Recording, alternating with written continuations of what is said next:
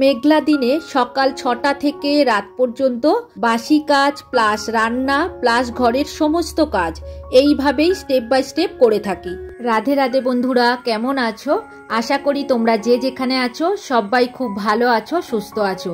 Laltu Kunti kitchen and blog চ্যানেলে তোমাদের সবাইকে জানাই স্বাগত আর অনেক অনেক ভালোবাসা। আজকের হলো বুধবার, সকাল এখন ৬টা বাজে। এখন থেকেই তোমাদেরকে সাথে নিয়েই নতুন আরো একটি ব্লগ আমি শুরু করছি। সাথে থাকো, আশা করি আজকের ব্লগ তোমাদের খুব ভালো লাগবে। সকালবেলায় ঘুম থেকে উঠেই ফ্রেশ হয়ে চেঞ্জ করে ঠাকুর প্রণাম করে নিয়ে এখন ছাদে চলে এসেছি। তো আজকে প্রচণ্ড কড়া রোদ্দুরও উঠেছে, জানো তো। কদিন ধরে বৃষ্টি হচ্ছিল, তবে এই যে সকালবেলায় তোমরা রোদ্দুর দেখছো, আবার দুপুরবেলায় বৃষ্টি হবে। তো কতটা কড়া রোদ্দুর উঠেছে দেখেছো। এখানে পায়রাগুলোকে একটু খেতে দিয়ে দিচ্ছি, তবে এরপরে নিচে যাব, এক এক করে কাজগুলো শুরু করব। তো দেখো এখন নিচে চলে এসেছি, এইবার টেবিলটাকে ক্লিন করে নিচ্ছি।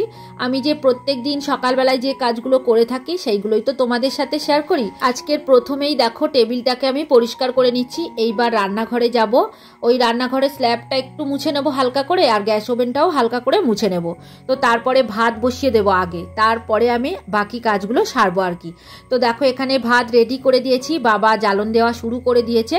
তো সকাল সকাল আমাদের ভাত করে নিতে হয়, কারণ বর্মশাই একটু তাড়াতাড়ি কাজে যায় আর কি।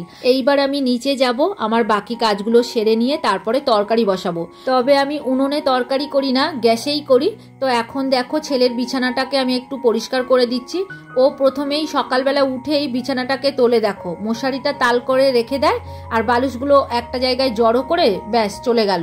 আসলে তাড়াহুড়ো করে সকালবেলায় সুইমিংয়ে চলে যায়। আবার পরে আমি বিছানাটাকে ঠিক করি। তো এখন দেখছো আমি চাদরটা তুলে একটু ঝেড়ে নিলাম, আর চাদরটা নিচের দিকে ঝুলে গিয়েছিল, আমি কিছুটা টেনে টেনে দিয়েছি, তাতে দেখছি হচ্ছে না ভালো, তালগোল পাকিয়ে যাচ্ছে, তাই জন্য আবার তুলে নিয়ে পেতে দিচ্ছি। তবে আজকের আর চেঞ্জ করব না, ওটাই আবার পেতে দেব। তো চলো এইবার তোমাদের কিছু কমেন্টের উত্তর দিয়ে দিই। বিট্টু বিদিশা ব্লগ আইডি থেকে দিদিভাই লিখেছে, দিদিভাই কাঁঠাল পাকা দেখে খুব লোভ লাগছে, আমার খুব প্রিয়। সত্যি কাঁঠাল একটা খুব লোভনীয় জিনিস। তো তোমার যদি খেতে ইচ্ছা করে আমাদের বাড়িতে চলে এসো, অবশ্যই দেব। তো কমেন্ট করার জন্য অসংখ্য ধন্যবাদ দিদিভাই, তুমি খুব ভালো থেকো গো। আর কল্প কথা থেকে দিদিভাই লিখেছে, ভিডিওটি খুব ভালো হয়েছে, থ্যাংক ইউ দিদিভাই কমেন্ট করার জন্য। আর সুস্মিতা দাস মহারানা দিদিভাই লিখেছে, সব মিলিয়ে কিন্তু আজকের ভিডিওটা দারুণ হয়েছে। তো দিদিভাই তোমাকেও অসংখ্য ধন্যবাদ এত ভালোবাসা দেওয়ার জন্য। সিম্পল হাউসওয়াইফ জেএম থেকে দিদিভাই লিখেছে, তোমার ভিডিও খুব ভালো হয়। তো দিদিভাই থ্যাংক ইউ এত ভালোবাসা দেওয়ার জন্য। আর SM সিম্পল হাউসওয়াইফ থেকে দিদিভাই লিখেছে, সত্যি দিদিভাই তুমি অনেক কাজ করো, তোমার ঘর অনেক সুন্দর, কাঁঠালটা খুব সুন্দর করে বের করে নিলে দিভাই। তো তোমাকে অসংখ্য ধন্যবাদ কমেন্ট করার জন্য। তুমি খুব ভালো থেকো আর এইভাবেই সব সময় আমার পাশে থেকো। তো এদিকে দেখো তোমাদের সাথে গল্প করতে করতে বিছনা আমার পরিষ্কার করা হয়ে গেছে। এখন বিছনা ঝাড়ু দিয়ে বিছনাটাকে ঝেড়ে দিচ্ছি আর চাদরটা টানটানও করে দিচ্ছি। আর বিছানাটা যদি এইরকম একটু টানটান করা থাকে তাহলে খুব ভালো লাগে। আর আমার ছেলে এসেই এবার এর মধ্যে শোবে, শুয়ে আবার একটু একটু গুটিয়ে দেবে। তো আবার বিকালের দিকে আবারও আমি টানটান করে ঝাড়ু দিয়ে দিই। তো সারাদিন এই করতে থাকি, জানো তো। তো যাই হোক, এইবার দেখো বিছানা ঝাড়া তো হয়ে গেছে, এইবার ঘর ঝাড় দেবো। আর আজকের ওয়েদারটা তেমন ভালো না, সকালবেলায় ঝলমলে ওয়েদার ছিল, আর বেলার দিকে মেঘ করে এসছে, বৃষ্টি হবে মনে হয় দুপুরবেলায়। আর প্রচণ্ড গরম পড়েছে, জানো তো। ওই যে একটুখানি সূর্য দেখা দিল, তারপর থেকেই গরম নেমে গেছে। তো এইবার আমি ঘরটাকে ঝাড় দিয়ে নেবো। আর ওদিকে তো ভাত হয়ে গেছে, তবে আজকের একটাই তরকারি করব। ওই যে চিংড়ি মাছ আছে, মানে ওই সানডেতে চিংড়ি মাছ এনেছিল, সেটা তো কেটে ধুয়ে আমি ডিপ ফ্রিজে রেখে দিয়েছি। তবে এখন কিন্তু আমি বের করে রেখে এসেছি, মানে ওই যে সকালের টুকটাক রান্নাঘরের যে কাজগুলো ছিল সেই সময় সেরে নিয়েছি, আর ফ্রিজে যা যা ছিল সব বের করে নিয়েছি। আসলে সকাল হলেই আমি ফ্রিজে যা যা থাকে প্রত্যেক দিন, মানে রাতে যেটুকুনি বেশি হয় রেখে দিই। তো পরের দিন সকালবেলায় গ্যাস ওভেন পরিষ্কার করে নিয়ে, টেবিল পরিষ্কার করে নিয়ে ওগুলো বের করে নিই। তো সকালবেলা থেকে ওগুলো খাওয়ার চেষ্টা করি, মানে বাসি জিনিসটা আগে তুলে নেওয়ার চেষ্টা করি। আর দেখো বাসি জিনিস রেখে তো ফ্রিজে কোনো লাভ নেই। আর এমনিতে মাছ চিংড়ি থাকে এটা আলাদা ব্যাপার, মানে কাঁচা রেখে দিই, আমি কখনোই ভেজে রাখি না। ভাজা রাখলে খেতে ভালো লাগে না, মানে স্বাদটা থাকে না। তো চলো এইবার ডাইনিং রুমটা ঝাড় দিই আর তোমাদের কিছু কমেন্টের উত্তর দিয়ে দিই। কবিতার কথা থেকে দিদিভাই কমেন্ট করেছে, দিদিভাই খুব সুন্দর ভিডিও, তোমার কাজ পুজো দেখে মোটিভেট হই, তবে সব সময় বড় কমেন্ট করতে পারি না। অনেক সময় চালিয়ে রেখে কাজ করি, কিন্তু ফুল ওয়াচ থাকে কাঁঠালটা সুন্দর করে কেটে নিলে। তো দিদিভাই অসংখ্য ধন্যবাদ কমেন্ট করার জন্য। তুমি তো রোজ কমেন্ট করো, আমি দেখেছি। তো বড় কমেন্ট করতে পারোনি, তাতে কি হয়েছে, কোনো অসুবিধা নেই। তুমি যে এই কমেন্ট করছো এটা আমার কাছে অনেক বড় পাওয়া, জানো তো। আর তুমি এই যে ভিডিওটা সম্পূর্ণ ওয়াচ করছো, এটা শুনে আমার খুব ভালো লাগছে। তো অনেক বন্ধুরা আছে পুরোপুরি ভিডিও না দেখে একটা কমেন্ট করে দিয়ে চলে যায়, এটা কখনোই করো না। তোমার যার যার ভালো লাগে তার পুরো ভিডিও একটু দেখার চেষ্টা করো। তো অনেক বন্ধুদের উদ্দেশ্যেই আমি বলছি, তোমরা এটা কখনোই করো না। যার ভালো লাগে, যদি দুজনার ভিডিও তোমার দেখতে ভালো লাগে, দুজনার ভিডিও পুরো ওয়াচ করো। অনেক সময় কি হয় জানো, ভিডিওর মধ্যে এমন কমেন্ট করে আমি দেখলেই বুঝতে পারি ভিডিওটা আমার দেখেইনি, কমেন্ট করে দিয়ে চলে গেছে। গতবারের ভিডিওতে দেখবে তোমরা একটা দিদিভাই ওইখানে ভুল লিখে ফেলেছে, আমি ওইখানে দুধ দিয়েছি, উনি লিখেছে চা দেয়া হয়েছে। আদবে ভিডিওটা দেখেননি। তো তোমাদের প্রত্যেকের কাছে আমার অনুরোধ, তোমরা ভিডিওটা দেখে তারপরে কমেন্ট করো। তো দিদিভাই সরি, কথাটা বলে ফেললাম, কিছু মনে করবেন না।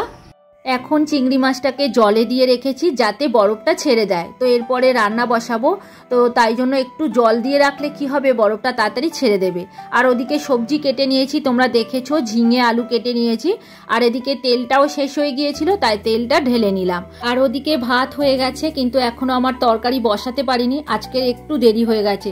সকালবেলায় কিছু ভিডিওর কাজ করেছি, মানে আগের দিনের ব্লগের কিছু কাজ করলাম আর কি। তো এদিকে দেখো আমি চিংড়ি মাছটা ভাজা বসিয়ে দিয়েছি, আস্তে আস্তে ভাজা হতে থাক আর আমি ওদিকে ঝিঙেটা কেটে নিই। আর বাবাকে সকালবেলা ঝিঙে আনতে বলেছিলাম, ঝিঙে এনে দিয়েছে। তো আমি দেখো ছাড়িয়ে ধুয়ে রেডি করে নিয়েছি। আর ঝিঙে মানে ছাড়িয়ে ধুয়ে কাটতে হয়, আর কাটার পরে ধুলে তো ঝিঙের মধ্যে প্রচুর জল ঢুকে যায়, তখন আর ঝিঙে ভাজা যায় না ভালোভাবে। ওই কারণে গোটা গোটা আগে আমি ধুয়ে নিই, তারপরে কাটি। আর ঝিঙে আলু দিয়ে চিংড়ি মাছ রান্না করলে খুব ভালো লাগে, আর বাড়িতে সবাই পছন্দও করে।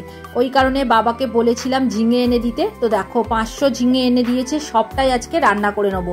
কারণ কি বলতো, একটা তরকারি করব, তো তাই ওই কারণে একটু বেশি করেই আর কি ঝিঙে দেবো। আর তার সাথে আলু তো দেবই, আলু কাটা হয়ে গেছে।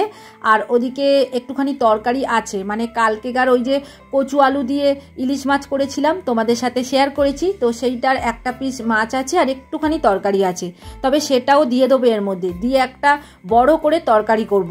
তো এদিকে দেখো চিংড়ি মাছ ভাজা হয়ে গেছে, তো ওই কড়াইটার মধ্যে আমি রেখে দিচ্ছি। আর এই কড়াইটার মধ্যে ঝিঙে আর আলুটাকে ভেজে নেবো। তবে আগে আলুটা ভাজবো, আলু অর্ধেক ভাজা হয়ে গেলে তারপরে ঝিঙে দেব। কারণ ঝিঙে তো নরম, খুব সহজেই ভাজা হয়ে যায়। তো আলু তখন ভাজা হবে না, ঝিঙে ভাজা হয়ে যাবে। তো এই কারণেই আগে আলুটা একটু হালকা করে ভেজে নেব, তারপরে ঝিঙে দেবো।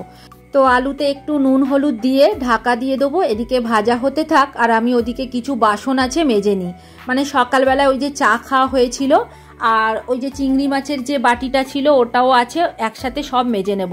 আর ছেলে টিফিন খাওয়া হয়ে গেছে, মানে ও ভাত আর ডাল সিদ্ধ আলু সিদ্ধ খেয়ে, আর তার সাথে ডিম ভাজা দিয়েছি, তো খেয়ে বেরিয়ে গেছে, ও খেলতে গিয়েছে। আজকের আবার কোথায় টুর্নামেন্ট আছে, সেখানে খেলতে যাবে বন্ধুরা সব, মানে গ্রুপ করেছে একটা। তো যাই হোক, ও খেলতে বেরিয়ে গেছে। আর এদিকে আমিও খেয়ে নিয়েছি একটু, বর্মশাই আর বাবার রুটি খেয়েছে, মানে কালকেকার তরকারি ছিল সেটা দিয়ে রুটি খেয়েছে, রুটিটা গরম করে দিয়েছি। তো এইবার দেখো কিছুটা বাসন আছে, সেইগুলোই মেজে নিচ্ছি, মানে সকালের টিফিন খাওয়ার বাসন। আর কালকেকার রাতের ওই ভাত কিছুটা বেশি ছিল, হাঁড়িতে রেখেছিলাম, তো সেই হাঁড়িটা মেজে নিলাম। তো চলো এইবার বাসনগুলো একটু গুছিয়ে নিই। এইবার তরকারিটা সাদলে নেব। ওদিকে সব কিছু রেডি করা হয়ে গেছে, মানে ওই ঝিঙে আলু ভাজা হয়ে গেছে, চিংড়ি মাছ ভাজা হয়ে গেছে। সাদা জিরে আর পেঁয়াজ দিয়ে ওটাকে সাদলে নেবো, নিলেই আমার তরকারি হয়ে যাবে। আর এদিকে দেখো টুকটুক করে কাজগুলো আমি করে নিচ্ছি, মানে রান্নাঘরের যে কাজগুলো আছে আর কি। কিছুটা বাসনও মেজে নিয়েছি, এইবার রান্নাঘরটাকে পরিষ্কার করে নেবো, নিলেই হয়ে যাবে।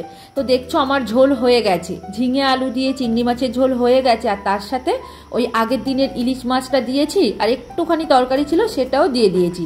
এইবার গ্যাস ওভেনটা পরিষ্কার করে নেবো, আর এই গ্যাসের স্ল্যাবটাও পরিষ্কার করে নিলাম। তো এইবার বর্মশাই পুজো করছে, তারপরেও খেতে আসবে, আর আমার এদিকে রান্না হয়েই গেছে। আর আজকে একটাই তরকারি করেছি, অনেকটা বড় করে, সবাই এটা দিয়ে খেয়ে নেবো। আর যেহেতু দুপুরবেলায় খাবো, তো ওই কারণে একটা করেছি, আবার রাতে তরকারি করব, রুটি করব। তো দেখছো এদিকে বর্মশাই পুজো সেরে নিচ্ছে, ও আবার বের হবে, মানে কাজে বের হবে।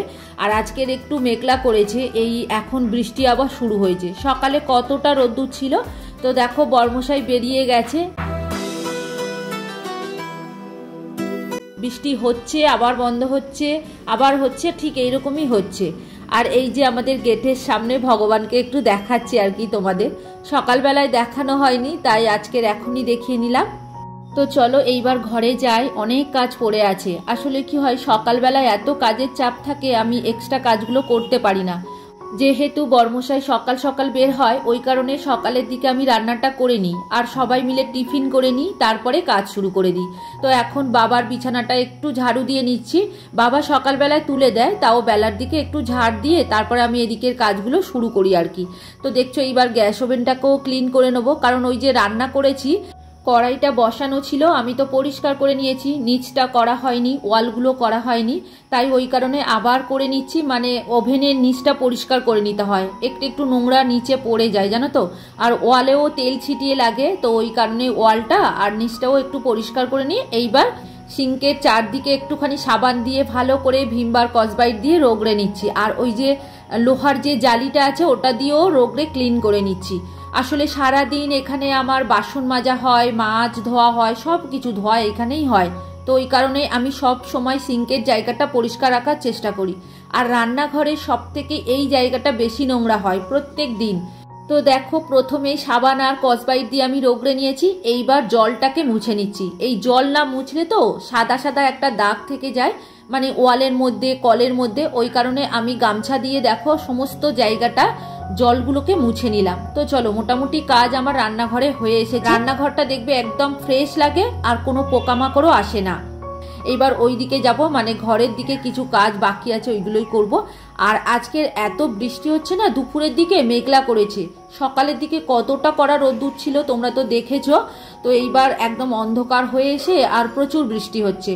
আর এই যে ছোট্ট পাটাটা আছে এটা দিয়ে খুব সহজেই জলটাকে টেনে নেওয়া যায়। এখন সন্ধে হয়ে গেছে, বর্মশাই কাজ থেকে চলে এসছে, মাঝখানে আর ভিডিও শুট করা হয়নি। তো বর্মশাই আজকে দেখছো রাধা বল্লভী নিয়ে এসছে আমাদের সবাইয়ের জন্য। তো ওই যে রাধা বল্লভী দিয়ে দিচ্ছি সবাইকে টিফিন সন্ধ্যাবেলা, আর ওই যে তরকারি দিয়েছে সেটাই দিয়ে দিচ্ছি। আর তরকারিটা প্রচন্ড ঝাল করেছে, আমরা যে খেয়েছি না উয়া করছি, লাল হয়ে গেছে দেখছো, লঙ্কা বাটা দিয়েছে জানো তো, বেশ ভালো করে দোকানটা, কিন্তু ওই যে আজকের একটু ঝাল বেশি হয়ে গেছে। তো চলো সন্ধ্যাবেলায় টিফিন করে নিই, এরপরে আবার রাতের খাবার করতে হবে, মানে রাতে রুটি আর তরকারি করব। আর একটুখানি ভাত আছে, তরকারি আছে, তো আমি আর ছেলে ভাবছি ভাত তরকারি খেয়ে নেবো। আর বাবা আর বর্মশাইয়ের জন্য ওই যে কুমড়োর তরকারি করছি আর রুটি করে দেবো। আবার অনেক সময় বেশি রাত হয়ে গেলে ছেলে আবার ভাত খেতে চায় না, ও তখন রুটি খেতে চায়, তো ওই কারণে একটু বেশি করেই রুটি করি।